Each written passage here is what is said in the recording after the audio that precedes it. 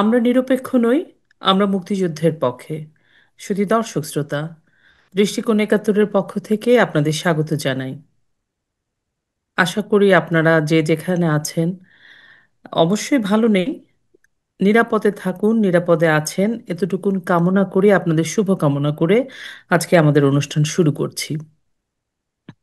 আজকে আমাদের সাথে একজন খুবই বিশেষ অতিথি যুক্ত হয়েছেন, যিনি আম, আমাদের সবার প্রিয়, শ্রদ্ধাভাজন এবং প্রচণ্ড সাহসী একজন মানুষ। সেই জন্য ওনাকে আলাদা করে ওনার প্রতি কৃতজ্ঞতা জানাই। বাংলাদেশে এই ধরনের সাহসী মানুষের ভীষণ ভীষণ ভীষণ প্রয়োজন। আমাদের সাথে যুক্ত হয়েছেন সাবেক কূটনীতিবিদ এবং রাজনৈতিক বিশ্লেষক, একদম সরব কণ্ঠ, হারুনাল হারুনাল রশিদ ভাই। হারুন ভাই, আপনাকে আমাদের দৃষ্টিকোণ একাত্তরের পক্ষ থেকে স্বাগত জানাই। আজকে আপনি প্রথম এসেছেন, অনেক কৃতজ্ঞতা। ধন্যবাদ আপা। আপনার শরীর ভালো আছে? জি। আহ, আহ, আপনি তো কূটনীতিবিদ এবং আপনি যেহেতু এরকম একটা জায়গায় আপনি কাজ করেছেন, যেই জায়গাটাতে আমরা বাংলাদেশের যেই চার পাঁচটা স্তম্ভ, তার একটা স্তম্ভ আপনারা, আপনাদের মতো মানুষেরা। তো আমি সেই জায়গাটাতে যাব। তার আগে একটা খুব রিসেন্ট, আজকে 21শে আগস্ট 2025, বিএনপির একটা দল, মির্জা ফখরুল, সালাউদ্দিন সাহেব এবং সবাই মিলে প্রধান উপদেষ্টার কাছে গেছেন দেখা করতে। এবং ওখানে আমি একটা খবরের কাগজের বরাত, মানে সূত্র ধরে বলছি, তত্ত্বাবধায়ক সরকারের ভূমিকায় চায় বিএনপি, মানে প্রধান উপদেষ্টা, মানে ইন্টারিমকে তত্ত্বাবধায়ক সরকারের ভূমিকায় চায় বিএনপি। এবং তখন প্রধান উপদেষ্টা আশ্বাস দিয়েছে নির্বাচনের আগে প্রশাসনের যাবতীয় রদবদল সরাসরি প্রধান উপদেষ্টার তত্ত্বাবধানে হবে, জেলা প্রশাসক পদে যোগ্যতার ভিত্তিতেই নিয়োগ দেওয়া হবে। আমার প্রশ্ন, এই যে প্রক্রিয়াটা আর যা 14 মাসে চলল, তা থেকে কি আপনার মনে হয় যে বিএনপি একটা বড় রাজনৈতিক দল, আওয়ামী লীগের পরেই most popular after Awami League আপনি যদি ধরেন, ওনারা কিভাবে কোন গ্রাউন্ডে এটা চাইলেন? বা প্রধান উপদেষ্টা বা এই সেট আপে যদি একটা তত্ত্বাবধায়ক সরকারের ভূমিকা অবতীর্ণ হবে, মানে এটার আসলে মানে আমি ঠিক বুঝতে পারছি না ওনারা কি বোঝাতে চাইলেন। একটা, আমরা তো সাধারণ মানুষ, আপনি হয়তো বুঝবেন। বা এটা নিরপেক্ষতাই বা কিভাবে থাকবে, ওনারা আসলে কি বলতে চাইলেন? তত্ত্বাবধায়ক সরকারের ভূমিকাটা মানে কি, এটা আমি বুঝি নাই আর কি। আমরা, এই প্রশ্নটা আমাকে চার পাঁচজন করেছে, সেই জন্য আমি আপনাকে করলাম, আপনি হয়তো বুঝিয়ে বলতে পারবেন। 21শে অক্টোবর, তাই না আজকে মানে যেটা? আজকে গেল, হ্যাঁ। আপনি কি একুশে আমাকে লিঙ্কটা অক্টোবর দিব আমি আপনাকে? না, না, আমি দেখেছি খবরটা।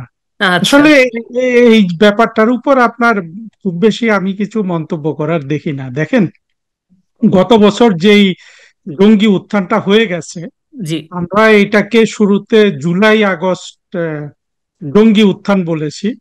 আমার মনে হয় আমি এর মধ্যে চিন্তা করে দেখলাম যে এটাকে জুলাই আগস্ট জঙ্গি উত্থানটাকে আমরা আরেকটা বিকল্প নাম দিতে পারি, যেটাকে বলা যেতে পারে ইউনুস ওয়াকার জঙ্গি উত্থান। অর্থাৎ ওকে। অর্থাৎ জুলাইয়ের জায়গায় আমরা ইউনুস এবং আগস্টের জায়গায় আমরা ওয়াকারকে বসিয়ে, জাস্ট এটা ভবিষ্যতে আমরা এই জিনিসগুলোকে এইভাবে ফ্রেম করতে পারি আর কি। এই জঙ্গি উত্থানে সবচেয়ে বড় শক্তি ছিল আপনার এই বিএনপি। এবং আজকে দেখেন, এই গত জিনিসটা তো আজকে না, এর মধ্যে গত 14 মাসে এটা শুরুতেই 2-3 মাসের মধ্যে প্রমাণিত হয়ে গিয়েছিল যে এটা আসলে একদম একটা পরিপূর্ণভাবে ষড়যন্ত্র ছিল। ষড়যন্ত্রটা কারা কারা ফাঁস করেছে দেখেন। প্রথমে ফাঁস করলো কিন্তু ডোনাল্ড ট্রাম্প, যুক্তরাষ্ট্রের প্রেসিডেন্ট। উনি $29 মিলিয়ন যে এখানে জঙ্গিদের কাছে সরাসরি এসছে, সেটা উনি ফাঁস করে দিলেন। তারপরে ফাঁস করলো কারা? জঙ্গিরা প্রায় সবাই। এক জঙ্গি দাড়িওয়ালা, আমি ওর নামটা মনে রাখতে পারি না, জঙ্গি তো অনেকগুলা। সে বলেছে যে আমরা কিন্তু পুলিশ মেরেছি, আমরা ওই যে আপনার যে মেট্রো রেল মেট্রো পুড়িয়ে রেলে দিয়েছি। আগুন দিয়েছে। যেসব কি যে যে সংগঠনগুলা ছিল, প্রতিষ্ঠানগুলা ছিল, বিটিবি, এই সব জায়গায় জঙ্গিরা আগুন দিয়েছে, এটা স্বীকার করলো। তারপরে আপনার জঙ্গি মাহফুজ যে উপদেষ্টা, সে কিন্তু কয়েকবার সুস্পষ্ট ভাবে বলে দিয়েছে, এইভাবেও বলেছে যে এটা হাসিনা উৎখাতের একটা বিষয় ছিল, এখানে একটা ষড়যন্ত্র হয়েছে। মাহফুজ কিন্তু এই কথাটা বলেছে, হ্যাঁ, যে বারবার এটা বলে। ষড়যন্ত্র হয়েছে। এইভাবে প্রতিটা পক্ষ যখন এই জিনিসটাকে স্বীকার করলো অপরাধের সাথে জড়িত, তারপরে এই জিনিসটা নিয়ে এখন যা কিছু হচ্ছে এগুলো আসলে আপনার এগুলো খুবই লজ্জাকর ব্যাপার। যে কোনো শক্তি সম্পন্ন মানুষের কাছে, যে কোনো আত্মমর্যাদাশীল মানুষের কাছে, সে যত সুন্দর করে কথা বলুক, মনে করেন এই যে আহ, আমেরিকা টাকা খাওয়া এক এক এক বদমাশ এই যে জিল্লুর রহমান, এই যে আপনার যে তৃতীয় মাত্রা করে, বা জঙ্গি জাহেদ, এরা কত সুন্দর করে করে কথা বলে না? কেন? যে গত বছর জুলাই আগস্ট বা এই যে আপনার ইউনুস ওয়াকার মিলে যে ষড়যন্ত্র করলো, এটাকে এরা যখন কথা বলে এই বুদ্ধিমান লোকগুলা, হ্যাঁ, তখন এটা কি কিছু একটা মনে হয়। কিন্তু আসলে আপনি যেই বলুক, সে আপনি মনে করেন নুরুল কবির বলুক, জিল্লুর বলুক, জঙ্গি জাহেদ বলুক, যেই এই জিনিসটাকে সুন্দর করে বলার চেষ্টা করুক, যখন আপনার ডোনাল্ড ট্রাম্প বলে ফেলেছে যে এখানে $29 মিলিয়ন এসেছে, আমরা আরো বিভিন্ন ভাবে জানি ইউনাইটেড স্টেটস এর উচ্চপদস্থ কর্মকর্তাদের স্বীকৃতির মধ্য থেকেই যে শুধু $29 মিলিয়ন না, বহু আগে থেকে তারা এটা প্ল্যান করে আসছে। তারপর জঙ্গি মাহফুজের মতো যে একটা, যাকে একেবারে ইউনুস সরাসরি আপনার মার্কিন যুক্তরাষ্ট্রে নিয়ে গিয়ে প্রেসিডেন্ট বিল ক্লিন্টনের সামনে পরিচয় করিয়ে দিয়েছে যে এ ছিল মূল আপনার মাস্টার মাইন্ড। দেখুন ওই জিনিসটাতে কিন্তু ইউনুসও স্বীকার করে নিয়েছে, মাস্টার মাইন্ড ইউনুস কি আমেরিকাতে গিয়ে যেই লোক 40 বছর ধরে আপনার সারা পশ্চিমা বিশ্বকে এটা সেটা বুঝিয়ে আপনার তাদের পদলেহন করে আপনার ইয়ে নিয়ে আসলো, কি বলে, আম, নোবেল প্রাইজ নিয়ে আসলো, সে তো বলতে পারে না যে এটা একটা ষড়যন্ত্র ছিল। সে সেটাকে বলেছে মাস্টার মাইন্ডিং। তো ইউনুস নিজ মুখে স্বীকার করেছে এটা একটা ষড়যন্ত্র ছিল, মাহফুজ স্বীকার করেছে, ডোনাল্ড ট্রাম্প স্বীকার করেছে। এরপরে যদি নুরুল কবির যদি এটা নিয়ে কসলায়, জঙ্গি জাহেদ যদি এটা নিয়ে কসলায়, বা বিএনপির মির্জা ফখরুল যদি এটা নিয়ে কসলায়, বিএনপির যে ভারপ্রাপ্ত প্রেসিডেন্ট তারেক রহমান যদি এটা নিয়ে কসলায়, নুরুল কবির কসলায়, মাহফুজ আনাম কসলায়, বা আপনার আরেকজন বদমাশ আছে মানব জমিনের মতিউর রহমান চৌধুরী সে, অথবা আরেক যে মতি আছে সাবেক আপনার কমিউনিস্ট প্রথম আলো, এরা সবাই মিলে যদি কসলায়, সারা পৃথিবী নিয়ে যদি এটা কসলা কসলি করে, এটা নিয়ে সুন্দর সুন্দর ফ্রেম করার চেষ্টা করে, এটা কিন্তু একটা পিওর ষড়যন্ত্র। এটার এই প্রমাণটা তারা রহিত করতে পারবে না। কারণ হলো ষড়যন্ত্রে অংশকারীরা এখানকার সবচেয়ে লাভবান কারা? ইমিডিয়েটলি জঙ্গি মাহফুজ লাভবান। জঙ্গি মাহফুজ তো ছিল একটা আত্মঘাতী জঙ্গি, ও চাচ্ছিল কত তাড়াতাড়ি ওকে কেউ মেরে ফেলবে এই প্রক্রিয়ার মাধ্যমে, যাতে সে বেহেশতে চলে যায়। কিন্তু মাঝখানে সে উপদেষ্টা হয়ে গেল। ইউনূস চেয়েছিল বাংলাদেশের মসনদে বসলে কেমন আরাম, সেটা করার জন্য সে প্রধান বেনিফিশিয়ারি। হ্যাঁ, তারপর ডোনাল্ড ট্রাম্প একজন একজন যুক্তরাষ্ট্রের প্রেসিডেন্ট। এরা যখন স্বীকার করে, এরা যখন সবকিছু খুলে বলে দেয়, তারপরে আপনার কত জ্ঞানী এটা নিয়ে কথা বললো, কত ধরনের বুদ্ধিজীবী এইটাকে আপনার বিভিন্ন ধরনের থিওরাইজ করলো, ফিলোসফাইজ করলো, এগুলো আসলে আর কোনো গুরুত্ব বহন করে না। এটা ছিল একটা পিওর ষড়যন্ত্র। জুলাই আগস্টে যেই জিনিসটা হয়েছে, ষড়যন্ত্রের মাধ্যমে জঙ্গিদের অন্তর্ভুক্ত করে, জঙ্গিরা জঙ্গিদের খুন করে, এবং সেখানে আইন শৃঙ্খলা রক্ষা বাহিনীর আপনার কি বলে যেসব ব্যবস্থা নিয়েছে সেখানেও কিছু মানুষ মারা গেছে। কিন্তু মূল খুন কারা হয়েছে দেখেন, এক পুলিশ অফিসার কত হতাশ ভাবে বলছে এই জিনিসগুলো কিন্তু আমরা জঙ্গি দৃষ্টি থেকেই দেখেছি, আমরা কিন্তু একটা মানবিক দৃষ্টিভঙ্গি থেকে দেখিনি। সে যখন বলে স্বরাষ্ট্রমন্ত্রীকে যে দেখেন স্যার, একটা মারলে একটা মাত্র যায়, বাকিগুলা যায় না, জিনিসটা কত ভয়াবহ। আপনি কত বড় আত্মঘাতী জঙ্গিরা ওই জায়গায় বসে গেলে আপনি চিন্তা করে দেখেন, একটা মারলে একটাই যায়। অর্থাৎ সে ওইখানে বসে আছে বুক পেতে দিয়ে, আমাকে গুলি করো, আমাকে মেরে ফেল। হুম, যখন এটা তার চূড়ান্ত উদ্দেশ্য হয়ে যায়, আপনি তো একটা মারলে একটাই যাবে। কিন্তু আমরা এটাকে অন্য দৃষ্টিভঙ্গি থেকে দেখেছি যে শেখ হাসিনার পুলিশ কত মানুষ না মেরে ফেলছে। আরে ভাই, মানুষ যেগুলোকে মারছে, হ্যাঁ, আমি বলছি না যে দুই একটা সাধারণ ছাত্র মারা যায়নি, দুই একজন পথচারী মারা যায়নি, দুই একটা রিক্সাওয়ালা মারা যায়নি, এটা আমি বলছি না। কিন্তু যারা মূলত ওইখানে গিয়েছে, এগুলা সব ছিল আত্মঘাতী জঙ্গি। সে আত্মঘাতী জঙ্গি কারা? এই আত্মঘাতী জঙ্গিরা আপনার প্লেন চালিয়ে আপনার টুইন টাওয়ারে ধ্বংস করে দিয়েছে, তাই না? ওরা তো বুক চেতিয়ে গেছে। ওরা কি ভয় পেয়ে গেছে? কেউ কোনো ভীরু কি এরকম প্লেন চালাতে পারবে? কেন সে গেছে? কারণ সেই জঙ্গি বিশ্বাস করে যে এই প্রক্রিয়ায় সে মরে গেলে সে সাথে সাথে ভেসতে চলে যাবে, তার কাঙ্ক্ষিত জীবনটা পেয়ে যাবে। ঠিক এই জঙ্গিগুলোকে, যাদেরকে আমেরিকা সবসময় ব্যবহার করেছে, সেই আফগানিস্তানের আপনার সোভিয়েত রাশিয়ার বিরুদ্ধে বিন লাদেনদের ব্যবহার করেছে না। বিন লাদেনরা তো এখানে গিয়েছে মরে যাওয়ার জন্য, কারণ জানে যে রাশিয়া ছিল কমিউনিস্ট নাস্তিক। বিন লাদেন যদি ওইখানে মরে যায়, সে সাথে সাথে তার কাঙ্ক্ষিত বেহেশতে চলে যাবে। ঠিক একই মানুষগুলোকে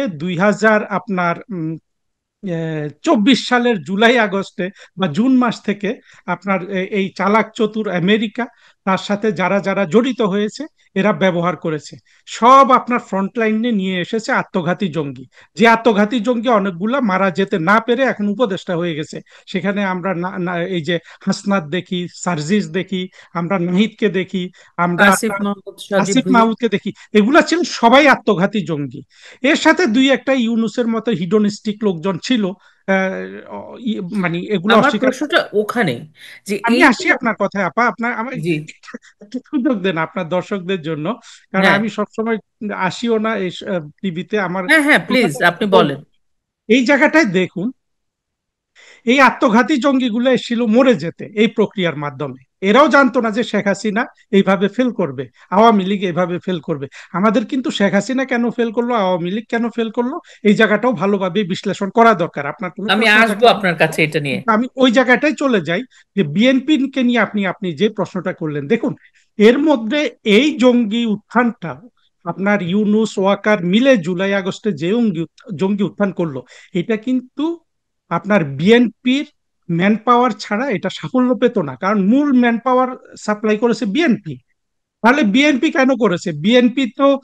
বিএনপির তো আসলে কোনো আদর্শ নাই, না আছে মুক্তিযুদ্ধের আদর্শ, না আছে আপনার জঙ্গিদের মতো মরে যাওয়ার আদর্শ। বিএনপির কি উদ্দেশ্য আছে, সেটা বিএনপি কিন্তু একেবারে 5ই আগস্ট থেকে প্রমাণ করে দিয়েছে। যে চাঁদাবাজি করে, অর্থাৎ দেখেন, আওয়ামী লীগ তো অনেক অন্যায় করেছে, আপনার দুর্নীতি করেছে, কিন্তু এইভাবে যে চাঁদাবাজি করার জন্য একটা দল 14 বছর 15 বছর আপনার তীর্থের কাকের মতো চেয়েছিল, এটা কিন্তু বাংলাদেশের মানুষ কিন্তু 5ই আগস্ট না হলে জানতো না। যেটা সেই বিএনপি করেছে। বিএনপির প্রতিটা লোক, এমনকি আপনি দেখবেন যে জঙ্গিদের মূল যেসব আপনার থিওরাইজার আছে বা ও জঙ্গিদের মূল যেসব আপনার প্রোপাগান্ডিস্ট আছে, ইলিয়াস পর্যন্ত বলে, আপনার পিনাকি বলে যে বিএনপি কি হারে চাঁদাবাজি করেছে। এবং বিএনপির এমনকি আমি ইলিয়াসের ভিডিও থেকে শুনেছি আপনার কিছু সার্কমস্টেন্সিয়াল এভিডেন্স সহ মির্জা ফখরুল সাহেব কত ধনী হয়েছে গত 15-16 বছরে এবং গত কয়েক মাসে। তাহলে বিএনপি চাচ্ছেটা কি? বিএনপি চাচ্ছে যে কোনো মূল্যে ক্ষমতা। সেই ক্ষমতা বিএনপি কে দেওয়ার একমাত্র আইওয়াস হলো আপনার এই যে কি বলে এই নির্বাচন। সেই নির্বাচনে এখন ভয় পাচ্ছে, যদি এনসিপি বা জামাতকে যদি আপনার ইউনুস যদি ক্ষমতা দিয়ে দেয়, সেই ভয় থেকে ওরা বলছে যে আপনারা এই কি বলে তত্ত্বাবধায়ক সরকারের মতো আচরণ করুন, ভূমিকা নেন। অর্থাৎ নিরপেক্ষ আচরণ করুন, নিরপেক্ষ থাকুন, যাতে আমরা দ্রুত ক্ষমতায় আসতে পারি। আশা করি আমি আপনার প্রশ্নের উত্তর দিতে পেরেছি। হ্যাঁ, এইটার লিঙ্ক ধরে একটা ছোট আরেকটা সম্পূরক প্রশ্ন আমি করতে চাই, সেটা হচ্ছে, আমিও শুনেছি বিভিন্ন টক শোতে যে এই কারণেই বিএনপি জুলাই সনদ নামক যে বস্তুটি ওটাতে সই করেছে। কিন্তু আপনার কি মনে হয় যে যা কিছু দেখা যাচ্ছে সেটাতে বিএনপির যে অবস্থা, রাজনৈতিক অবস্থা এই মুহূর্তে, আমি আদর্শগত পজিশনের অবস্থাটা বলছি আর কি, যেটা তাদের যে অবস্থা সবকিছু মিলিয়ে চাঁদাবাজি টাদাবাজি বাদেও অন্তর্বর্তীকালীন সরকারের সাথে বিএনপির যে ভাব বা সখ্যতা, তার থেকে জামাত, কিংস পার্টি, এনসিপি এদের সখ্যতা মনে হচ্ছে আপাত দৃষ্টিতে অনেক বেশি। তো আপনার কি মনে হয় যে অন্তর্বর্তীকালীন সরকার বা জামাত ইসলাম বা এনসিপি নামক যেসব তাদের সহযোগীরা আছে, তারা খুব সহজেই মানে বিএনপিকে নির্বাচনের মধ্য দিয়ে ক্ষমতা দিয়ে দিবে আর তারেক রহমান এসে প্রধানমন্ত্রী বসে যাবে, যেটা বিএনপি আশা করছে? আপনি কি মনে করেন, আপনি কিভাবে দেখেন, এটা কি হবে এরকম, বা নির্বাচনে কি আদৌ হবে? এটার উত্তর খুব সোজা, আসলে আমরা সবাই দেখে ফেলছি, শুধু জিনিসটা আমাদের জি একটু সামারাইজ করা দরকার। জি দেখুন, এখানে একটা জিনিস খুবই ক্লিয়ার। ইউনুস, ওয়াকার, এই আপনার ইউনুসের যে ডাকাততন্ত্র প্রতিষ্ঠিত হয়েছে ইন্টারিম গভর্নমেন্ট নামে, এদের প্রত্যেকটা সদস্যের, এরা যেই অপরাধ করে ফেলেছে অর্থাৎ রাষ্ট্রদ্রোহিতা, এটার যদি আপনি একটা নিরপেক্ষ বিচার করেন, এদের হলো যে ফাঁসিতে এদের সবার ঝুলে যাওয়া। একদম। সুতরাং এই ভয়টা, সেই ক্ষমতাটা এদের থেকে হাতছাড়া হলেই কিন্তু এই সম্ভাবনাটা থেকে যায়। এমনকি যদি মনে করেন যে জামাতের হাতেও ক্ষমতা চলে যায়, এই যে কয়েকজন এখন ডাকাততন্ত্রটা চালাচ্ছে, অর্থাৎ মনে করেন কোনো যদি সমস্যা তৈরি হয়, তাদের মধ্যে যদি মতবিরোধ দেখা দেয়, তাদের মধ্যে যদি কাউকে শাস্তি দেওয়ার চিন্তা আসে, মনে করেন জামাতকে অনেক জ্বালাচ্ছে, তখন মনে করেন প্রথম আলোর মতিউর, কারণ জামাত চাইবে মতিউরকে মেরে ফেলতে, কারণ মতিউর হইল নাস্তিক, জামাত হইল জঙ্গি। তখন আমি একটা উদাহরণ হিসাবে দিচ্ছি, তখন তো জামাত যদি সরকারে থাকে, সে তো এই যে এই জুলাই জঙ্গি উত্থানের সাথে মতিউর রহমান প্রথম আলোর ষড়যন্ত্রকারী ছিল বলে তাকে ঝুলিয়ে দিতে পারে, কারণ অন্য পেছে যদি ঝুলাতে না পারে। কি অবস্থা আপনার ইউনুসের উপর যেতে পারে। ইউনুস কি? ইউনুস তো জঙ্গি না, ইউনুস হলো একজন ভোগবাদী মানুষ। তার কাছে হলো পৃথিবীতে ভোগ করবে, যত ধরনের ভোগ সে করতে পারে। সুতরাং এখন যদি জামাতের কথার কথা বলছি, জামাত ধরেন ক্ষমতা পেল হাতে, ইউনুসকে যদি ঝুলাতে হয়, খুব সহজ একটা রাস্তা আছে, যে এই ডাকাততন্ত্রের অংশ হওয়াতে, সংবিধানের উপর শপথ করে সংবিধান ভঙ্গ করাতে, রাষ্ট্রদ্রোহিতা করাতে ঝুলিয়ে দিল। অর্থাৎ ইউনুসের বাইরে যাদের হাতেই ক্ষমতাটা যাক, এনসিপির কাছে যাক, জামাতের কাছে যাক, বিএনপির কাছে যাক, তাহলে এরা ঝুলে যাবে। সুতরাং এই ভয়, এখন ভয়টা কি ইউনুসের, আমৃত্যু ক্ষমতায় থাকবে না হলে কল্লা যাবে, এই ভয় তাকে পেয়ে বসেছে। এখন ইউনুসের পারপাস সার্ভ করে, এখন ধরেন একটা নির্বাচন হলে জামাত এনসিপি এরা জানে যে বিএনপির কাছে তারা পরাজিত হবে। সুতরাং জামাত, এনসিপি, ইউনুস, এদের সবার স্বার্থ হইল যে নির্বাচনকে যত বেশি আপনার প্রলম্বিত করা যায়। আর বিএনপির স্বার্থ হইল যে নির্বাচনটা যদি কালকে হয়ে যায়, পরশুদিন সে ক্ষমতায় বসে যাবে। সুতরাং এনসিপি বলুন, জামাত বলুন, কিংবা ইউনুস বলুন, এই তিন পক্ষ আসলে মূলত এক পক্ষ, বা এদের সাথে যেসব আরো জঙ্গিরা আছে, আরো যেসব জঙ্গিবাদী, মৌলবাদী, স্বাধীনতা বিরোধী সংগঠনগুলো আছে, আমি কোনোভাবেই বিএনপি কে স্বাধীনতা পক্ষে বলবো না, কিন্তু বিএনপি একটা ইউনিক কেস, বিএনপি না স্বাধীনতার পক্ষে না জঙ্গি। সুতরাং এরা সবাই এক পক্ষে, বিএনপি এখন আরেক পক্ষে। মূলত এদের মধ্যে দুইটা পক্ষ কাজ করছে। তারপরে সাধারণত এই ধরনের ষড়যন্ত্র হওয়ার পরে আপনি দেখবেন বাংলাদেশে অনেক ধরনের ষড়যন্ত্র হয়েছে, বঙ্গবন্ধু হত্যা হয়ে গেছে সপরিবারে, কিন্তু ষড়যন্ত্রটা এত ব্যাপক ছিল না। সেই ষড়যন্ত্রের এত রাতারাতি এত প্রমাণ কিন্তু বের হয় নাই। মনে করেন যে হ্যাঁ, প্রমাণ হিসাবে আত্মস্বীকৃত খুনিরা কিছু প্রমাণ দিয়েছে, কিন্তু এইখানে চতুর্দিক থেকে কিন্তু প্রমাণ বের হচ্ছে জুলাই আগস্টে কি ধরনের ষড়যন্ত্র হয়েছে। স্বয়ং যুক্তরাষ্ট্রের প্রেসিডেন্ট এই এই এই এই ষড়যন্ত্রটাকে ফাঁস করে দেওয়াতে আপনার জড়িত হয়ে, মানে উনি নিজেই কথা বলেছেন। সুতরাং এই এত বড় একটা ষড়যন্ত্র কখনোই সার্থক হয় না, এটা যে কোনো বোধ বুদ্ধি সম্পন্ন মানুষের বোঝা উচিত। এবং সেখান থেকে দেখলে আপনার এদের সবাই হৃদকম্পন হচ্ছে, বিএনপিরও হচ্ছে, কিন্তু বিএনপি জানে যে তার পক্ষে জনসমর্থন আছে যা থাকার, সুতরাং সেটা দিয়ে সে উতরে যাবে। তারপরে আপনার তাদের যে অর্থের, আপনার যে ধরনের আপনার দুর্নীতি করার যে চাহিদা তাদের মনের মধ্যে আমরা এখনই দেখছি, তারা প্র্যাকটিক্যালি দেখিয়ে দিচ্ছে সারা বাংলাদেশে, তারা যা করেছে। সুতরাং তাদের যে এই ক্ষুধা, এই ক্ষুধার জন্য এরা চাচ্ছে আজকে বসে যেতে। এবং তারা এই জন্য এনসিপি কে যা দেয়ার, মানে যত ছাড় দেওয়ার দিচ্ছে, জামাতকে যত ছাড় দেওয়ার দিচ্ছে, ইউনুসকে যত ছাড় দেওয়ার দিচ্ছে, এবং ইউনুসকে তারা যদি এমনও আপনার আড়ালে আবডালে বলে যে আপনাকেই আমরা রাষ্ট্রপতি করব, তাহলে অবাক হবার কিছু থাকবে না, বা রাষ্ট্রপতি করবো বা কিছু একটা করব। কেন জানেন?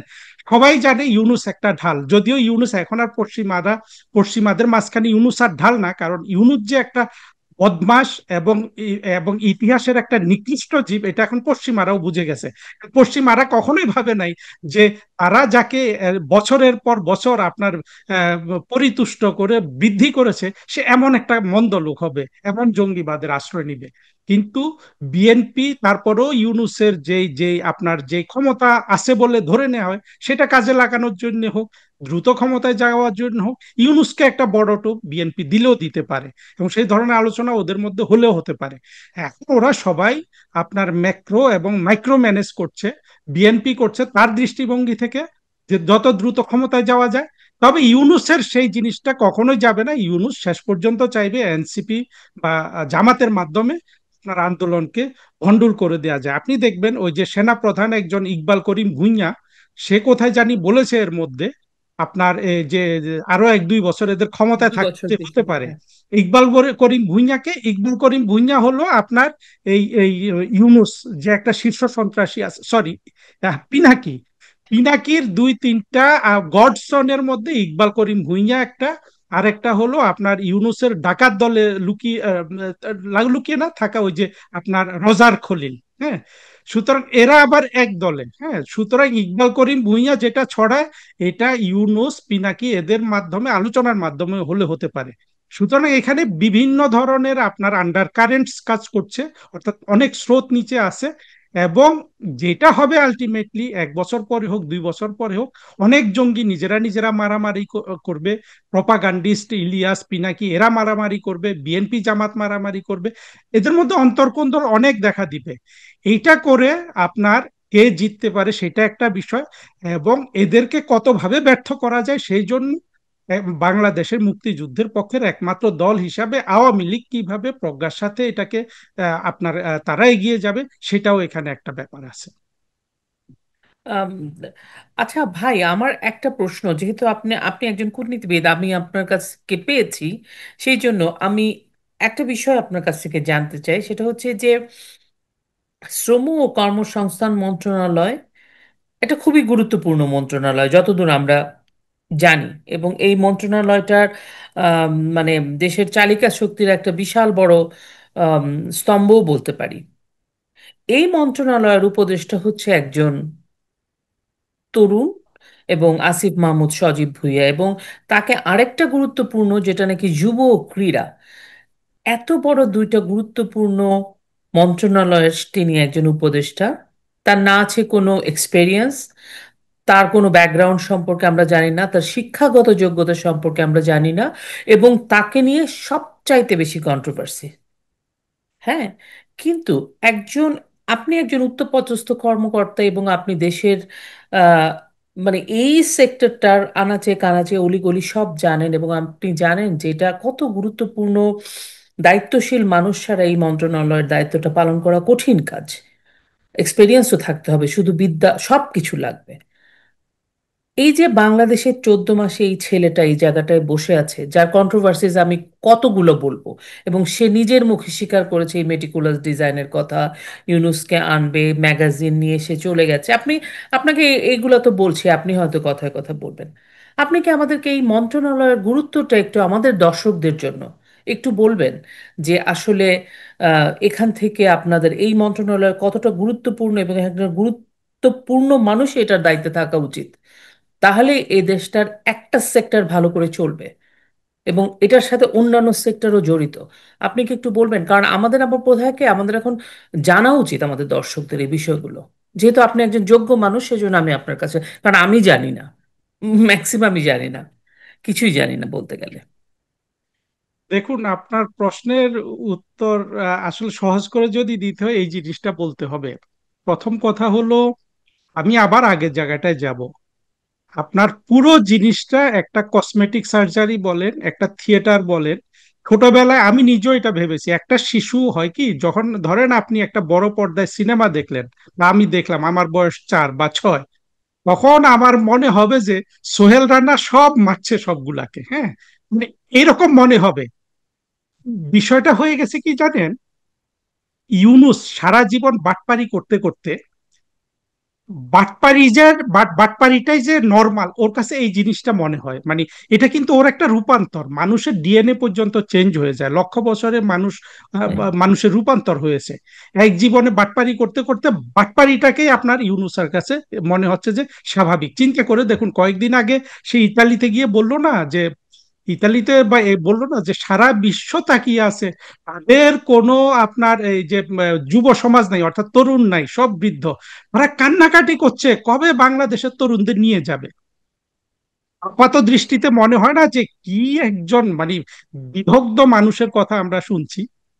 কিন্তু এইটা আসছে কি জানেন, ওর এই বাটপারিটা এসে সারা জীবন একই বাটপারি করে নোবেল প্রাইজ পেয়ে গেছে, একই বাটপারি করে বিল ক্লিন্টনকে হারিয়ে দিছে, একই বাটপারি করে আপনার বারাক ওবামা থেকে আপনার ওদের প্রেসিডেন্সিয়াল অ্যাওয়ার্ড নিয়ে নিয়েছে। প্রতিটা জিনিস মানে আপনার এক ধরনের আপনার হিপনোটাইজ করার মতো অবস্থা, অর্থাৎ ও মনে করে যে হিপনোটিক বক্তৃতা দিলে এইটাই মানে এটাই এটাকে মানুষ স্বাভাবিক মনে করবে। অর্থাৎ সোহেল রানা যে আপনার পর্দার মধ্যে সে অভিনয় করছে, 4 বছরের শিশু যদি আমি, আমার মনে হবে যে সে ওইখানেই করছে, আমার মনে হবে যে পর্দাটার আড়ালে সোহেল রানা একটা হেলিকপ্টার চালাচ্ছে। ইউনুস সারা পৃথিবীটাকে এখন 4 বছরের বাচ্চা ভাবে। সে একই আপনার খেলা থেকে, একই ধরনের বাটপারি থেকে, একই ধরনের ঠকবাজি থেকে, ঠকবাজি বাটপারি যখন একটা মানুষের চরিত্র চলে আসে, তখন একটা রেকলেসনেস, হঠকারিতা তৈরি হয়। এই হঠকারিতা থেকে ইউনুস এবং অন্য জঙ্গিরাও, আপনি মনে করেন যে ইউনুসের সাথে কারা ছিল, সিফ নজরুল, বড় টাইপের বদমাস, আপনার কোনো ধরনের ক্যারেক্টার যার গড়ে ওঠেনি, যে বলল একদম 26 লাখ, এখন বলছে আমি তো উপদেষ্টা ছিলাম না। অর্থাৎ উপদেষ্টা না থাকলে একজন বিশ্ববিদ্যালয়ের প্রফেসর, যাকে মানুষ সম্মান করে, যার কথা শুনে সে যা ইচ্ছা তাই বলতে পারবে, মানে ব্যাপারটা এমন, তাই না? অর্থাৎ এই ধরনের খেলো লোকগুলা, এরা এই ছেলেগুলাকে বসিয়েছে। এবং আপনি চিন্তা করুন, আমি আপনার কথার উত্তর না দিলেও কিছু আলোকপাত করছি। একই ছেলেগুলাকে কি বলছে আপনার ওয়াকার, কি বলেছে? ওয়াকার বলেছে এদের কথা আচ্ছা, রাগ করে লাভ নাই, যে ছোট এরা আমার বাচ্চা। সন্তান। ওয়াকার দেখেন দুই তিনটা, আমি অনেক কথা বলি কেন, আসলে এখানে এত কথা জড়িত আছে প্রতিটা প্রশ্নের পেছনে। ওয়াকার দুইটা জিনিস আন্তরিকভাবে বলেছে গত 16 মাসে। একটা বাক্য ছিল তার, আপনার আমেরিকায় না, আমেরিকাতেই বোধহয় থাকে, একটা জঙ্গি আছে নাজমুস সাকিব, হুম আপনার টেলিভিশন চালায়, ওকে হুম। বলেছে দেখেন, একদিন যায় নাই, 2 দিন বা 3 দিন গেছে, সে বলছে এটা 16 বছরের জঞ্জাল। আপনারা এই শব্দটা শুনেছেন কিনা? শুনেছি। খুব আন্তরিক ভাবে বলেছেন। দেখেন শেখ হাসিনা কিন্তু 16 বছর ওয়াকারকে একেবারে হৃষ্টপুষ্ট করেছে নিজের এটা বোধহয় সন্তানের আসিফ মতো। নজরুল বলেছে, 16 বছরের জঞ্জাল পরিষ্কার না, করছে। অন্যরা বলতে পারে, আমি ওয়াকারের কথা বলছি। আচ্ছা, এটা ওয়াকার গত বিশেষ। 16 মাসে দুইটা কথা আন্তরিকভাবে বলেছে। একটা বলেছেন নাজমুস সাকিবকে, যে এইটা 16 বছরের জঞ্জাল, অর্থাৎ শেখ হাসিনা চলে যাওয়ার পরে এদের ও, নিষ্ঠুরতা আপনি ওইখান থেকে বুঝতে পারবেন। 2 দিন বা 3 দিন পরে এই 5ই আগস্টের, চিন্তা করেন 16 বছর কিন্তু শেখ হাসিনা তাকে সন্তানের মতো, ছোট ভাইয়ের মতো লালন পালন করেছে। কি পরিমাণ আপনার নিষ্ঠুর হলে, কি পরিমাণ আপনার খুনি মাইন্ডেড হলে সে এই কথা বলতে পারে। একটা কথা সে বলেছে আন্তরিকভাবে, আরেকটা কথা সে আন্তরিকভাবে বলেছে যে এই যে আপনি যে জঙ্গিটার কথা বললেন যে 2টা মন্ত্রণালয়ে বসে আছে, যে এই জঙ্গিগুলা হাসনাত সার্জিস, আসিফ ভুঁইয়া, এরা এরা আমার সন্তানের মতো, এদের কথা মাইন্ড করা যাবে না। ওর যত কথা ছিল এটা কিন্তু খুব সিগনিফিক্যান্ট, দুইটা কথা সে আন্তরিকভাবে বলেছে। শেখ হাসিনার ঘটনাকে বলেছে 16 বছরের জঞ্জাল, আর এদেরকে বলেছে তার সন্তান। এখন দেখেন, যেখানে জঙ্গিবাদ জড়িত, যেখানে ইউনুসের মতো বাটপাত জড়িত, যেখানে ষড়যন্ত্র জড়িত, সেখানে অনেক ধরনের রেকলেস বা হঠকারী সিদ্ধান্ত হবে। সেই হঠকারী সিদ্ধান্তগুলোর একটা হলো যে এই আসিফ নাহিদ, তারপরে ওই যে দাড়িওয়ালা যেটা আছে, যাকে মাস্টার মাইন্ড বলে মাহফুজ, এদেরকে আপনার মন্ত্রী বানানো বা মন্ত্রীর মতো পদে বানানো, এদের সাথে তৌহিদ হোসেন বসে, সাখাওয়াত বসে। এদের জন্য জীবনে কি লজ্জা দেখেন। এখন এই আসিফ, আসিফ তো এখন মনে করছে যে সে তৌহিদ হোসেনের চেয়েও চালু, সে সাখাওয়াতের চেয়েও অভিজ্ঞ। কারণ কি, আসিফের কোনো কোনো অন্যায়ের কেউ তো প্রশ্ন করছে না। বাংলাদেশে যখন শেখ হাসিনার সময় 1 টাকা লেনদেন হয়েছে, আপনার মনে আছে কিনা, সুরঞ্জিত সেনগুপ্ত নিজে ছিলেন না গাড়িতে, তার একটা গাড়ি ঢুকে গেছে, যেটা পুরোপুরি আমি এখন বিশ্বাস করি ষড়যন্ত্র ছিল। একটা ষড়যন্ত্র। বাংলাদেশের আপনার সংখ্যালঘু সমাজের একটা মন্ত্রীকে আপনার অপদস্থ করার জন্য তার একটা গাড়ি বিডিআরে ঢুকিয়ে দিয়েছে। কি হইচই কাণ্ড কারখানা। আর এখন আসিফের মতো একটা সন্ত্রাসী, আপনার কত ধরনের তার তার তার যে পিএস ছিল না কি ছিল, আরেকটা আপনার দাড়িওয়ালা জঙ্গি ওই বই ছাপিয়ে 200-300 কোটি টাকার মালিক হয়ে গেছে। বাংলাদেশের মানুষ কিন্তু দেখেন আজকে আর তাদের কিন্তু কান্নাকাটি আসে না, যেটা দেশের টাকা, দেশের সম্পদ এইভাবে হাতছাড়া হচ্ছে। তাহলে ভাই একটা দেশ। কথা মনে করিয়ে দিই, আসিফের ওই যে ম্যাগাজিনের ইয়া নিয়ে চলে গেল এয়ারপোর্টে, অথচ আওয়ামী লীগের সময় একটা এমপি ভুল করে তার ব্যাগের ভিতরে রিভলভার ছিল লাইসেন্সড, কিন্তু ওনার কিন্তু হয়ে গেছিল, জেল হয়ে গেছিল, মানে শাস্তি হয়েছিল ওই আওয়ামী লীগের ওনাকে স্টেপ ডাউন করানো হয়েছিল, অনেক অনেক আইনি ব্যবস্থার মধ্যে দিয়ে তাকে দেওয়া হয়েছিল, কিন্তু আসিফকে কিছুই বলা হচ্ছে না। আমি বুঝতেছি না যে এই ছেলেটাকে একদম কোনো অ্যাকাউন্টেবল, মানে সমস্ত কিছু তার মানে মনে হয় যেন সব কিছুর ঊর্ধ্বে। বুঝতে পারছি না, ওই জন্যই বললাম যে এই দুইটা ইম্পর্টেন্ট মন্ত্রণালয় তার কাছে। আচ্ছা, আমি আসছি, দেখেন, শেখ হাসিনা সরকারের সময় ওই এমপির বোধহয় তেমন কোনো সাজা হয় নাই। আসলে সাজা হওয়ার মতো এটা ঘটনাও ছিল না, একজনের কিন্তু আমি তো গাড়িতে শুনলাম একটা আচ্ছা খুন হতে পারে, হয়েছিল। ভুল শুনতে পারি। একটা খুন হয়েছিল এবং সেখানে পিস্তল পাওয়া গেছে, সেটার আইনি সুরাহা হয়তো আরো কঠোরভাবে হওয়া উচিত ছিল। কিন্তু পার্থক্য আছে ব্যাপক। শেখ হাসিনা সরকারের সময় আপনার মানুষের মৌলিক অধিকার ছিল, মানবাধিকার ছিল, কথা বলার অধিকার ছিল, এবং কোনো সেলফ সেন্সরশিপ ছিল না, ফলে এত কথা আমরা শুনেছি। আজকে বাংলাদেশের মানুষ একদিক থেকে বেকুব হয়ে গেছে, একদিক থেকে তারা আসলে আপনার বাখারাও হয়ে গেছে, যে কি চেয়েছিলাম কি হয়ে গেল। আর আপনি যেটা বললেন, দেখুন, ইউনুস তো শুধু এই আসিফের মতো একটা ছেলেকে দিয়ে এটা করেনি। ইউনুস প্রতিটা ক্ষেত্রে বাংলাদেশের মানুষকে ঠকিয়েছে। আসিফ একটা জঙ্গি, দুইটা মন্ত্রণালয় দখল করে বসে আছে, এটাই শুধু হাস্যকর ঘটনা না আজকে বাংলাদেশে।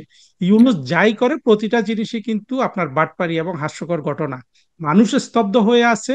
এবং আজকে একটা জায়গায় দেখলাম, এখন যে ছাত্রলীগের ছেলেরা মিছিল করছে, একদম মুক্তিযুদ্ধের মতো বস্তিবাসীরা এদেরকে আশ্রয় দিচ্ছে। আপনার সবাই এদেরকে আজকে আশ্রয় দিচ্ছে। আরো যদি 1-2 বছর যায়, আপনি দেখবেন কি নিষ্ঠুর পরিণতি। পুরা এই জুলাই আগস্ট বা ওয়াকার ইউনুসের যে জঙ্গি উত্থান হলো বাংলাদেশে, এদের শাস্তি আপনি, আমি, আমরা এখন হয়তো চিন্তাও করতে পারছি না। এমন শাস্তির মুখে এরা বাংলাদেশিদের হাতে পড়বে। বাংলাদেশের মানুষ জঙ্গিবাদে কাছে দিশেহারা, জঙ্গিবাদের কাছে তারা আসলে জবাবহারা। কারণ হলো বাংলাদেশের মুক্তিযুদ্ধের পক্ষের শক্তি আওয়ামী লীগ। আসলে আমি চাই আপনি আমাকে আওয়ামী লীগের ব্যাপারে সমালোচনা করতে বলুন। তারা প্রজ্ঞামূলক কোনো কিছু নিতে পারেনি দেখে বাংলাদেশের মানুষ আসলে কিভাবে জঙ্গিবাদ মোকাবেলা করতে হবে সেটা জানে না। কিন্তু বাংলাদেশের মানুষ আবেগপ্রবণ। বাংলাদেশের মানুষের কাছে দিন দিন পরিষ্কার হচ্ছে কি ঠকানোটা ইউনুস ঠকিয়েছে, কি ঠকানোটা বিএনপি ঠকিয়েছে, বিএনপি কি লোভে বসে আছে, জামাত কিভাবে ঠকিয়েছে, এনসিপির আত্মঘাতী জঙ্গিরা কিভাবে ঠকিয়েছে। এবং দিন দিন যখন মানুষ আরো দরিদ্র হয়ে যাবে, মানুষ যখন দেখবে যে হত্যা, খুন, রাহাজানি তার দোরগোড়ায় চলে এসছে, তাদেরকে জঙ্গিরা যেই আশা দিয়েছিল যে তাদের বাড়ির ঘাটে আপনার দুধের নহর, আপনার মধুর নহর আসবে, সেই বাড়ির ঘাটায় সেই নদীর নহর, দুধের নহর আসে নাই। তখন মানুষ কিন্তু এদের উপর দ্বিগুণ তিনগুণ বেশি আপনার কঠোর হবে, এবং এদের সবার অপমৃত্যু হবে। আইন এদেরকে ধরতে পারবে কিনা আমি এখন সেটাই চিন্তা করি। ধন্যবাদ ভাই, আপনি যেটা বললেন আমি এই প্রশ্নটা আমি একটু শেষের দিকেই রাখতে চেয়েছিলাম। আপনার কি মনে হয় এই যে হঠাৎ করে এত 15 বছর 7 মাস একটানা ক্ষমতায় ছিলেন শেখ হাসিনা, এবং সত্যি কথা বলতে আপনি দৃশ্যতই মানে ব্যাপক উন্নয়ন হয়েছে। শুধু উন্নয়ন বলবো না, প্রতিটা সেক্টরে আপনি যদি নারীর ক্ষমতায়ন বলেন বা তথ্য প্রযুক্তি বলেন, তথ্য প্রযুক্তির খারাপ দিকটা আমরা দেখছি, ভালো দিকও তো, এই যে কত মানুষ এন্টারপ্রেনার হয়েছে, উদ্যোক্তা হয়েছে, এবং স্টেবল গভর্নমেন্ট ছিল বলে অনেক বিনিয়োগ হয়েছে, আমাদের কিন্তু সব দিক দিয়ে উন্নত হয়েছে। কিন্তু মনে হয় যেন সামাজিক কাঠামোতে একটা কোথায় যেন একটা গ্যাপ ছিল, বা কোন কারণটা আপনার কি মনে হয় যে এরকম হঠাৎ করে এইভাবে ফল ডাউন করা, বা শেষের দিকে এত কিছু মানুষ কেন কনভিন্স হলো? ইয়ারা যখন মানে কি একটা হয় না, ওরা অনেকগুলো ন্যারেটিভস দাঁড় করিয়েছে, কিন্তু আমি সাধারণ মানুষ হিসেবে আমি ভালো আছি, আমি এই ন্যারেটিভসগুলো বিলিভ করবো কেন? আমি তো রিজেক্ট করার কথা ছিল। এটা কেন হলো? এটা কেন মনে হয়, আপনার কি মনে হয়? সে দেখুন, আপনার ওই জিনিসটা কিন্তু আমাদের খুবই ভালোভাবে দেখতে হবে। শেখ হাসিনা বাংলাদেশের যে উন্নতি করেছিলেন, এই উন্নতিটা সারা বিশ্বের চোখে পড়েছিল। বাংলাদেশের সব মানুষ কিন্তু আপনার এই উন্নতি উন্নতি হয়তো তার হাতের কাছে পায়নি, কিন্তু ব্যাপক একটা মানুষ পেয়েছিল। হ্যাঁ।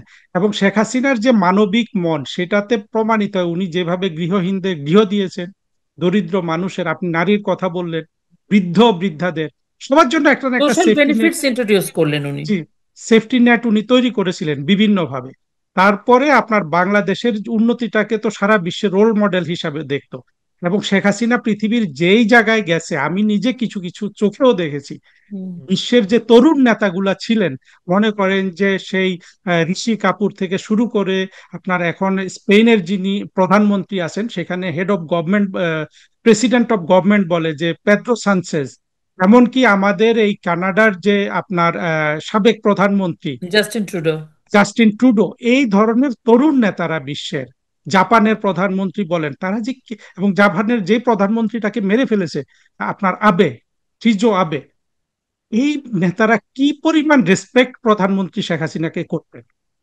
এবং প্রধানমন্ত্রী শেখ হাসিনা দেখিয়ে দিয়েছেন এত জঞ্জাল সম্পন্ন একটা রাষ্ট্রকে, অর্থাৎ বাংলাদেশকেও আপনার অর্থনৈতিকভাবে সমৃদ্ধ করা যায়। সেখানে খারাপ ছিলেন, খারাপ ছিল করা সব জঙ্গিরা, স্বাধীনতা বিরোধীরা, হ্যাঁ, কিন্তু তারপরেও একটা অর্থনীতির চাকা সচল ছিল, আজকে যেটা নাই। একটা জিনিস এখানে ফাঁকে বলে রাখি, দেখেন, আর কিচ্ছু লাগবে না, যেই সরকার ইউনূস গড়েছে, যেই সরকার বিএনপি গড়বে, যদি ইলেকশন করে তারা আসে বা অন্য কেউ গড়বে, শেখ হাসিনা ছাড়া, আওয়ামী লীগ ছাড়া, এই সরকারগুলোর আমলে বাংলাদেশে এক পয়সা বিদেশি বিনিয়োগ হবে না, এক পয়সা।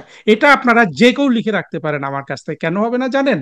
সব সময় জঙ্গিবাদের ভয়টা থাকে, যেখানে জঙ্গিবাদের ভয়, আমরা, আমি, আপনি এখন যেই দেশে বসে আছি, শুধু সেই দেশ না, আপনি সৌদি আরব বলেন, যে কোনো একটা বিবেক সম্পন্ন এখন মুসলিম দেশও জঙ্গিদের খুব ভয় করে। জঙ্গিরা যতদিন থাকবে, বাংলাদেশে এক টাকা না কোটি বিদেশ থেকে যাবে না, অর্থাৎ আপনার বিনিয়োগ হিসাবে, বিনিয়োগ না গেলে হয় কি, এই অর্থনীতির চাকা তারা ঘুরাতে পারবে না। এটা কিন্তু আওয়ামী লীগের জন্য একটা সুখবর। এখন আমি ওই জায়গাটায় আসি, যেটা আসলে আমাদের খুব ঠান্ডা মাথায় আলোচনা করা দরকার, এবং এই জিনিসটা খুবই গুরুত্বপূর্ণ। বাংলাদেশের মানুষ এটা আলোচনা করে না, এটা তাদের চিন্তায়ও আছে, আমি কোথাও শুনিনি, কিন্তু এই জিনিসটা আলোচনা করা দরকার যে এত উন্নতি করেও শেখ হাসিনা কেন ফেল করলেন। আসলে আসতে হবে বঙ্গবন্ধু কেন ফেল করলেন, বঙ্গবন্ধুকে কেন জীবন দিয়ে দিতে হবে। জিনিসটা আমি খুব সংক্ষেপে বলি, আপনার সময় কম বলছেন সেই জন্য। দেখুন, আমাদের যে 72 সালে যে সংবিধানটা তৈরি হয়েছিল, সেই সংবিধানে যেই তত্ত্বগুলা দেয়া হয়েছিল যে বাংলাদেশ হবে একটা গণতান্ত্রিক ধর্মনিরপেক্ষ রাষ্ট্র, মূল কথা ছিল এটা। এখানে জাতীয়তাবাদ ছিল, আপনার সমাজতন্ত্র ছিল, ইত্যাদি ছিল, কিন্তু মূল জিনিসটা ছিল যে একটা অসাম্প্রদায়িক রাষ্ট্র হবে বাংলাদেশ।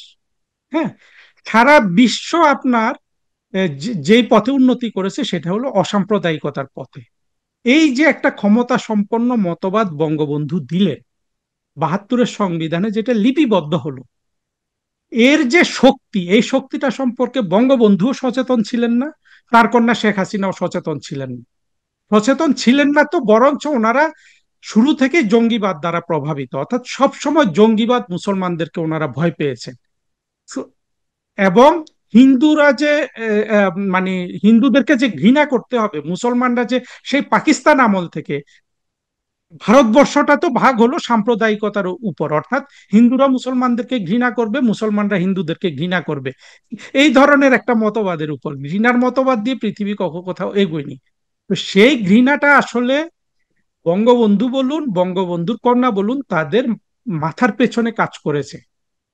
কিন্তু তারা যদি আরেকটু যদি দূরদর্শী হয়ে চিন্তা করতেন, তাহলে দেখতেন যে এটার চেয়ে ক্ষমতা সম্পন্ন কোনো জিনিস নেই। অর্থাৎ এই যে অসাম্প্রদায়িক রাষ্ট্র গঠনের যেই চেতনা, এই চেতনা যতটা ক্ষমতাশালী, এর বিরুদ্ধে আপনি বাংলাদেশের সব স্বাধীনতা বিরোধীদের এক নাগাড় করেন, আপনার বিএনপি, এনসিপি, ইউনুস, জামাত, আপনার হেফাজত, ধরনের জঙ্গি, অজঙ্গি, সবাইকে আপনি এক জায়গায় করেন, শুধু এই যে একটা অসাম্প্রদায়িক রাষ্ট্র গঠনের যে ইন্সপিরেশন, এর ক্ষমতা এদের সবার চেয়ে বেশি। অর্থাৎ এদের সবার সম্মিলিত ইন্সপিরেশন বলেন, থিওরি বলেন, ওদের মতবাদ বলেন, সেটার যে ক্ষমতা, আমি যদি একাও হই, আমার এই ইন্সপিরেশনটার, এই মতবাদটার, এই আদর্শবাদটার ক্ষমতা বেশি। এইটা তো শেখ হাসিনাকে, বঙ্গবন্ধুকে অনুধাবন করতে হবে। অনুধাবন করলেই তো তাদের সেই প্রজ্ঞাটা আসবে, তারা সেই অনুযায়ী ব্যবস্থা নিতে পারবেন। তারা সেই জিনিসটা কখনো তাদের বোধে আসেনি, না আসার কারণে তারা সব সময় আপনার আত্মবিশ্বাসহীন ছিলেন। এই জন্য দেখবেন বঙ্গবন্ধু শুরুতে এসে কি বললেন যে মিসেস ইন্দিরা গান্ধীকে উনি বললেন যে আপনি আপনার সৈন্য নিয়ে যান। দেখেন ওই সৈন্যগুলা কিন্তু দেশটাকে স্বাধীন করেছে। আজকে বলা হচ্ছে 30 লাখ লোক মারা গেছে, আমি জানি না কত লাখ লোক মারা গেছে, এই বিতর্ক শেষ করা উচিত, আওয়ামী লীগেরই করা উচিত ছিল। আওয়ামী লীগের মধ্যে তো প্রজ্ঞা আসে না আসলে, কি করব, খুব দুঃখ লাগে। হ্যাঁ, আসে না দেখে এরা বঙ্গবন্ধুকে ইয়ে করে, বলছে 30 লাখ যাই মারা যায়, ভারতের সৈন্যরা যদি সাহায্য না করতো তাহলে তো 7.5 কোটি মরে যেত, যে অবস্থা ছিল। তারা, আপনি তাদের প্রতি কৃতজ্ঞতা জানাবেন না? কৃতজ্ঞতার ভাষা তো এই হয় না যে আপনি শুরুতেই বলে দিবেন আপনার সৈন্য নিয়ে যান, তাই না? আপনি সৈন্যদের অন্য কাজে লাগান। হ্যাঁ, ভারত আপনাকে এক্সপ্লয়েট করতে পারতো, সেই সম্ভাবনা আছে। সেই সম্ভাবনা তো আপনি কূটনীতি দিয়ে ম্যানেজ করবেন। আপনি প্রজ্ঞাবান একজন লিডার, বঙ্গবন্ধুর কথা বলছি। আপনি সারা জীবন জেল খেটে এই দেশটাকে স্বাধীন করেছেন, জীবন দিয়ে দিয়েছেন, পরিবারকে উৎসর্গ করে দিয়েছেন। আপনি প্রজ্ঞা খাটাবেন না? সেই প্রজ্ঞা আমরা বঙ্গবন্ধুকে দেখি না। আমরা আমরা দেখি জঙ্গিরা যে কথা শুনলেই লাফায়, যে না শেখ মুজিব এই একটা কাজ ভালো করেছিল, কোনো ভালো কাজ নাই শেখ মুজিবের। হ্যাঁ, শেখ মুজিব যে একটা ডাকাত আপনার এই যে ইয়েকে মেরে ফেললো সেটা ভালো কাজ ছিল। সেটার ওই যে সিরাজ সিকদার, স্বাধীন দেশ হয়েছে 2 দিন পরে ডাকাতি কেন শুরু করবে? যাক, সেই দিকে আমি যাচ্ছি না। কিন্তু ওইটাকে আপনার যত ধরনের আপনার খারাপ কথা বলা যায় বলে, কিন্তু ওই যে যেই কাজটা বঙ্গবন্ধু শুরুতে ভুল করলেন, এটা কিন্তু জঙ্গিরা ইনিয়ে বিনিয়ে খুব প্রশংসা করে, এবং বারবার বলে যে আরে ভারতের সৈন্য বা বা মিত্রপক্ষের সৈন্য থাকলে কি একটা দেশ স্বাধীন হয় নাকি? না, শেখ মুজিব ওই কাজটা ভালো করেছে। আসলে বঙ্গবন্ধুর ওইটাই ছিল ভুল কাজ। এবং আমার ধারণা বঙ্গবন্ধুর ওই আত্মবিশ্বাসীনতা ছিল যে জঙ্গিরা কি বলবে, অর্থাৎ স্বাধীনতা বিরোধীরা কি বলবে, বা আরো বললে বলা যায় যে মুসলমানরা কি বলবে। বঙ্গবন্ধু আরেকটা কথা বলেছিল, কেউ জানি ওনাকে সাবধান করেছিল, এবং বঙ্গবন্ধু যে খুন হয়ে যাবে এটা নাকি অনেক জানা, বঙ্গবন্ধু বলছেন আমার মুসলমান ভাইয়েরা আমাকে খুন করবেন, এই কথা নাকি বলেছে একদম। আমার মুসলমান ভাইয়েরা অর্থাৎ আপনার এই রশিদ ফারুক এরা যে খুন করতে পারে বঙ্গবন্ধুকে, বঙ্গবন্ধু এটা বিশ্বাস করেন নাই। অর্থাৎ বঙ্গবন্ধুর যেই চেতনা উনি দিলেন, যেই চেতনার জন্য উনি লড়াই করেছেন, উনি এটা পুরোপুরি বিশ্বাস করুন বা না করুন, সেইটার দিকেই ওনার বিশ্বস্ততা থাকা উচিত ছিল। তিনি সেটা থাকতে পারেননি, যার কারণে উনি শুরুতেই বলে ফেলেছেন, মানে এইটা একটা যেন বাহাদুরি হয়ে গেছে যে মিসেস গান্ধী আপনার সৈন্য নিয়ে যান। হ্যাঁ, দেখুন, উনি কিন্তু তারপরে উনি বঙ্গভবনে গেলেন না। হ্যাঁ, বঙ্গভবনে উনি না উঠে ওনার বাড়িতেই থাকলেন। মানে উনি সব ধরনের ভালো মানুষই দেখাচ্ছেন, কিন্তু দেখাচ্ছেন কোথায়? হাঙ্গরের খাঁচায় বাস করে, আপনার সাপের খাঁচায় বাস করে। উনি এই যাদের বিরুদ্ধে লড়ে বাংলাদেশটা স্বাধীন হলো, তাদেরকে উনি আদর্শিকভাবে পরিপূর্ণভাবে শত্রু ভাবতে পারলেন না। এই না ভাবতে পারাটা বঙ্গবন্ধুকে ধ্বংস করেছে। একইভাবে শেখ হাসিনারও এই এই জায়গাটায় আপনার আমি আপনার আপনি আমি কি বলবো, আপনার লেক লেক বাংলায় কি বলে, মানে এখানে একটা অসম্পূর্ণতা দেখি। হ্যাঁ, অর্থাৎ তারা আদা যেই আদর্শটা বাংলাদেশে চালু করতে চেয়েছেন, অন্তত লিখিতভাবে 72-এর সংবিধানে, যে একটা অসাম্প্রদায়িক রাষ্ট্র আমরা গড়ব, যেই অসাম্প্রদায়িকতার পথে কানাডা এগিয়েছে, যুক্তরাষ্ট্র এগিয়েছে, সব ধরনের আপনার সাম্রাজ্যবাদীরা এগিয়েছে, সৌদি আরব এগিয়েছে, কুয়েত এগিয়েছে, কাতার এগিয়েছে, সেই পথটা ওনারা যদি, শেখ হাসিনা কিন্তু এখন দেখেন, আমি যখন এখন শেখ হাসিনার কথা শুনি, আমি দেখি কিন্তু উনি কিন্তু এখন চিন্তা করছেন, এবং আমি আল্লাহর কাছে দোয়া করি ওনার এই চিন্তাটা যেন বিস্তৃতি লাভ করে, যে উনি যেন ওই প্রজ্ঞাটা অর্জন করেন, যে উনি উনি যে অসাম্প্রদায়িক রাষ্ট্র গঠনের চিন্তা এবং অসাম্প্রদায়িকতার চেতনা, এই চেতনাটা যে বাংলাদেশের সকল স্বাধীনতা বিরোধীর শক্তির চেয়েও শক্তিমান, এই জিনিসটা যদি উনি বুকে ধারণ করতে পারেন, এবং আওয়ামী লীগের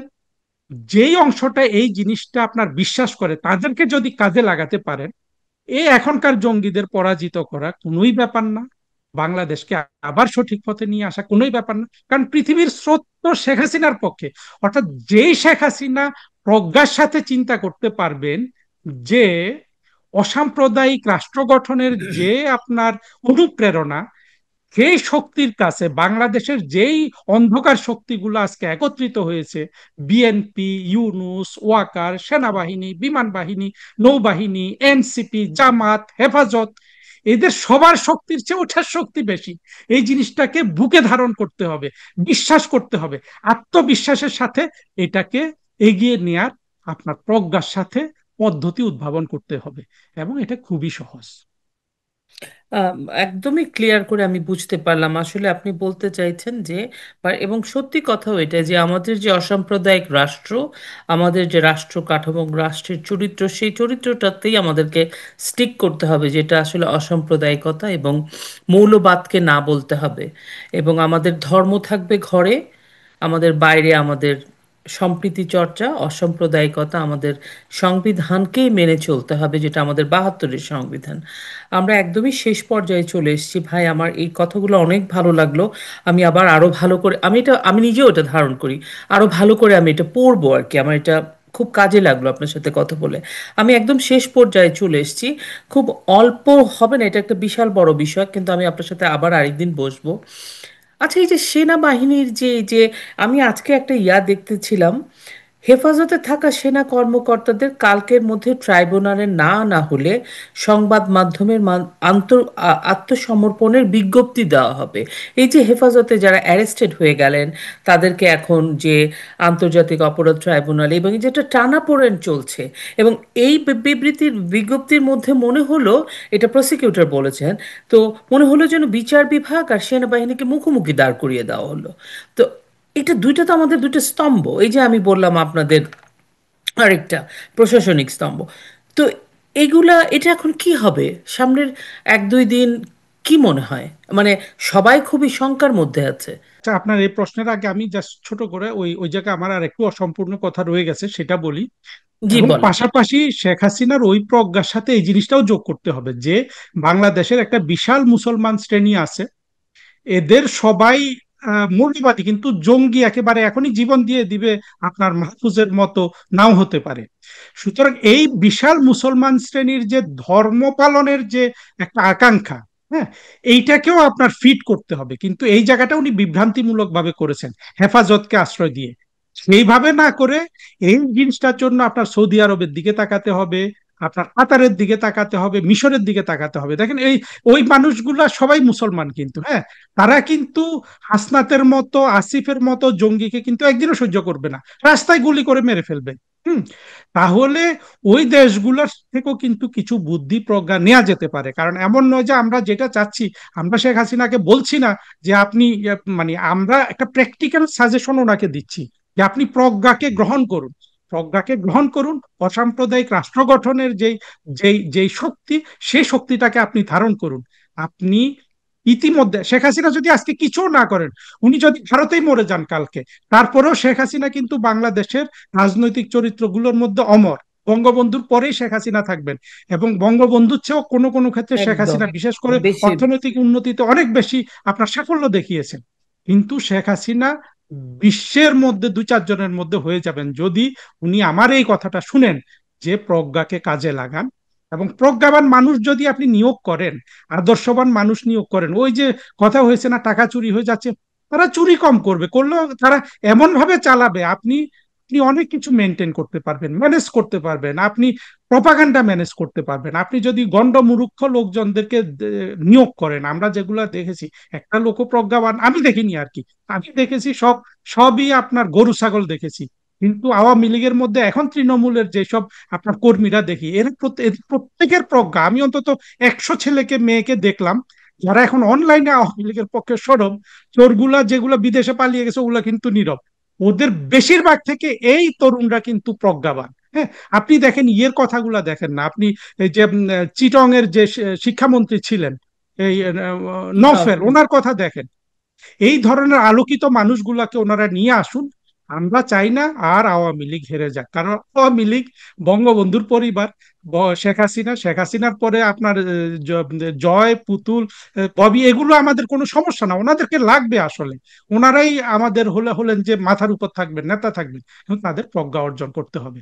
প্রজ্ঞা অর্জন করলে আপনার এই এই স্বাধীনতা বিরোধীদের পরাজিত করা কোনো ব্যাপার না। এখন আপনার প্রশ্নের উত্তরে আসি, সেটা হলো দেখেন, এটা ওই ওই থিওরিতেই চলে। আমি যেটা মনে করি যে আপনার এই তাজুল তো জামাত, তাই না? এদের কিন্তু তাজুল, জামাত, এনসিপি, ইউনুস, মৌলবাদীরা, যাদের এই মুহূর্তে ভোট হলে ক্ষমতায় আসার সম্ভাবনা নাই, এদের সবার একটা আপনার হলো যে রাষ্ট্র ক্ষমতাকে দীর্ঘায়িত করা। ওয়াকারের ওয়াকারেরও স্বার্থ কিন্তু সেটা। ওয়াকার যেই কাজ করে ফেলেছে, বিএনপি আসলে হয়তো তাকে সেনাবাহিনী প্রধান রাখবে না, হয়তো তাকে বিদেশে পাঠিয়ে দেওয়া, জীবন বাঁচবে। কিন্তু জীবন বাঁচলেও যেই অপরাধ ওয়াকার করে ফেলেছে, যতদিন বেঁচে থাকবে এটা কিন্তু তাকে তাড়া করবে, তাই না? ফলে ওয়াকারেরও স্বার্থ কিন্তু ইউনুস যতদিন দীর্ঘায়িত করতে পারে, আচ্ছা। জামাতেরও স্বার্থ ইউনুস যতদিন দীর্ঘায়িত করতে পারে, এনসিপিরও স্বার্থ যতদিন দীর্ঘায়িত করতে পারে। সুতরাং সেনাবাহিনীর সাথে এখন ওই তাজুল যেটা বলল, এখানে যদি কোনো, যে কোনো একটা গন্ডগোল যদি তৈরি হয়, তাতে যদি ইউনুসের ক্ষমতা দীর্ঘায়িত হয়, এটা এদের স্বার্থ রক্ষা করবে, বিএনপি এটা চাইবে না। সুতরাং সব সময় আপনার অরাজকতা সৃষ্টি করার একটা একটা আকাঙ্ক্ষা দেখা যায়, এটা ইউনুসের মধ্যেও দেখা যায়, তাজুলের মধ্যেও দেখা যায়। এখন এটা সেটার অংশ কিনা সেটাও ভেবে দেখার দরকার। আরেকটা জিনিস আমাদের বুঝতে হবে, ওয়াকার জঙ্গি ঠিক আছে, কিন্তু এটা ভাবার কোনো কারণ নাই যে শেখ হাসিনা 16 বছরের ক্ষমতা থাকার পরে সেনাবাহিনীর সব অফিসার জঙ্গি, এটা আমি বিশ্বাস করি না। আমিও না। সুতরাং সেইখানেও মুক্তিযুদ্ধের পক্ষে অনেক অনেক কর্মকর্তা আছে, অনেক সৈন্য আছে, তাদের বুকও কিন্তু আজকে ভেঙে যাচ্ছে। এখন শেখ হাসিনা যদি প্রজ্ঞার সাথে সবাইকে একত্রিত করতে পারেন, দেখবেন এরা উড়ে চলে গেছে। এবং এইবার উড়ে চলে গেলে, হ্যাঁ, আর বাংলাদেশে স্বাধীনতা বিরোধীরা কোনোদিন ক্ষমতায় আসার স্বপ্ন দেখবে না। বাংলাদেশ সত্যি সত্যি বঙ্গবন্ধু সোনার বাংলা হবে, একটা আধুনিক অসাম্প্রদায়িক গণতান্ত্রিক রাষ্ট্র হওয়ার পথে এগিয়ে যাবে। অনেক ধন্যবাদ ভাই। আমি জাস্ট এক লাইনে আমাকে বলেন, আপনি কি আশা দেখতে পান? এটা আমাদের তরুণ প্রজন্ম, আমাদের বাংলাদেশের মানুষের জন্য বলেন, আমরা কি জিততে পারবো এই ভয়ঙ্কর লড়াই? আশাটা, এখানে হতাশার অনেক কারণ আছে। হতাশাটা মূলত আসে আওয়ামী লীগের মধ্যে যেই ধরনের প্রজ্ঞাটা সৃষ্টি হওয়ার কথা, সেটার অভাব থেকে আসে হতাশা। কিন্তু এতে হতাশ হওয়ার কোনো কারণ নাই। একটা জিনিস আপনি মনে রাখবেন, আমি এর মধ্যে একটা জিনিস বলেছি। প্রথম কথা হলো, জঙ্গিরা পৃথিবীর কোথাও যেতেনি, তারা ধ্বংস করেছে, তারা কিছুদিন ছিল। আফগানিস্তান একটা এক্সেপশন, সোমালিয়া একটা এক্সেপশন। আপনি ওগুলোর সাথে মিলাতে পারবেন না। কিন্তু অন্য কোনো জায়গায় আপনি দেখেন জঙ্গিরা কোথাও সাফল্য পায়নি, বাংলাদেশেও পাবেন না। আর বাংলাদেশের মানুষ অস্থির, এদের যখন পেটে টান পড়বে, এরা করছে কি এখন, মনে 2-3 দিনের মধ্যে খবর হলো যে আপনার আইএমএফ বলছে যে নির্বাচিত সরকার ছাড়া তারা ইউনুসকে টাকা দেবে না। দেবে না। বাংলাদেশের মানুষ কি জানতো যে ইউনুস এক ফোন করে দিলেই সব হয়ে যায়? হ্যাঁ, সেটা এক সময় ছিল। ইউনুসের সাথে ক্ষমতাধর মানুষ, Hillary Clinton, Bill Clinton, Barack Obama, এই ধরনের লোকগুলা তো আসলে হাতে হাত মিলিয়ে কাজ করেছে। এরা কিন্তু আপনার বাংলাদেশের পদ্মা ব্রিজের টাকা আটকে দিয়েছিল। কিন্তু ইউনুস যে একটা বাটপার, এটা তো বারাক ওবামাও জানতো না, এটা তো হিলারি ক্লিনটন হয়তো আঘাত পাবে, আমি জানি না এদের মধ্যে কি ধরনের সম্পর্ক, এটা বিল ক্লিনটন জানতো না। আর এই লোকগুলাও তো, ওদেরও নিজস্ব এজেন্ডা আছে। কিন্তু এজেন্ডা যতই থাক, ইউনুস তো সবাইকে হতাশ করেছে। হ্যাঁ, আমরা তো বিশ্বাস করি না যে বারাক ওবামা একজন জঙ্গি সর্দারকে ভালোবাসবে। সুতরাং ইউনুসের মুখ শেষ, ইউনুসের যা কিছু ক্ষমতা ছিল সেটা শেষ। কোনো বিদেশি বিনিয়োগ আসবে না বাংলাদেশে, বিএনপি ক্ষমতা পাক, এনসিপি ক্ষমতা পাক, জঙ্গিরা ক্ষমতা পাক, কিংবা সেনাবাহিনী ক্ষমতা নিক, বাংলাদেশে বিদেশি বিনিয়োগ বলুন, উন্নয়নমুখী কর্মকাণ্ড একমাত্র চালু হবে প্রধানমন্ত্রী শেখ হাসিনা আবার ক্ষমতায় বসবে।